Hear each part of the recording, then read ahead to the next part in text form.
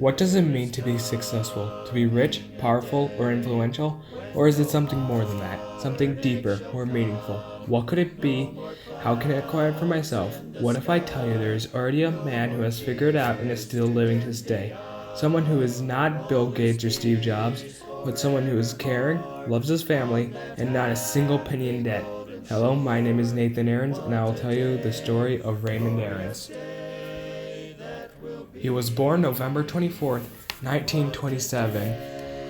His parents were John, a German immigrant, and Mary, a full-blooded German Iowan. He weighed 6 pounds and had blue eyes and deep brown hair. His older siblings were Harry, John, Swear, George, Anne, and his younger siblings were Heclina, Mary, and Hank. He was born on a farm in White, South Dakota. In 1932, he moved north of Little Rock, Iowa, and in 1941, he moved to Ellsworth, Minnesota. On the farms, he would milk cows and run the fields. He liked to play marbles and balls with his friends. One main rule in his house is no drinking, which included pop. For dedicated events, they just gather around and have fun with each other. He had plenty of dogs, cats, and even a horse. He went to a township school in Ellsworth, Minnesota. He started when he was 6. He had to walk 1.5 miles. His most memorable event was during a snowstorm. He had to walk up steep hills and through fields, and when he got there, the principal said the teacher wasn't there, so he and his friends had to walk right back home. His favorite part was when he graduated, where he just got his diploma and left.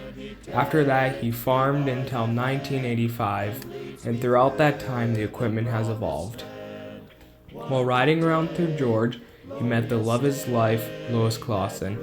They married in 1949 when Lois was 18 and Raymond was 21. They moved into a house in Ellsworth, Minnesota for $44,000 and also got a Ford for $1,600. He learned to keep his mouth shut. They had 5 kids together: Gary, Arlen, Steve, Lori, and Lisa. These were some of the best days of Raymond's life. His wife made plenty of food for Christmas. Some of his most memorable trips were to Germany to visit Arlen in service, and they also went to Canada. His main rule was no liquor in the house. After many luxury years, he became a grandfather and moved to Little Rock. Sadly, Lois died at age 59 in 1989. This was probably the worst day of his life.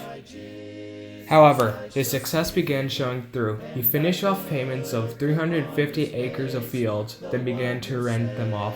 He considered this one of his greatest success. After living through history, through the ups and downs, he still inspires his family. In 2019, he is living with his daughter Lisa and is getting occasional help from Steve's wife, Rhonda. He holds the memories of countless generations and still never forgets about what he cares for the most: a son, a father, a grandfather, a great-grandfather, and most importantly, an inspiration to anyone who meets him. He certainly leaves big shoes for the Arends family to fill. Over there, and forever I will be with the one who died for me.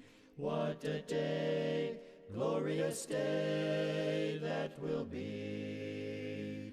What a day that will be, when my Jesus I shall see, and I look upon his face, the one who saved me by his grace. When he takes me by the hand and leads me through the promised land.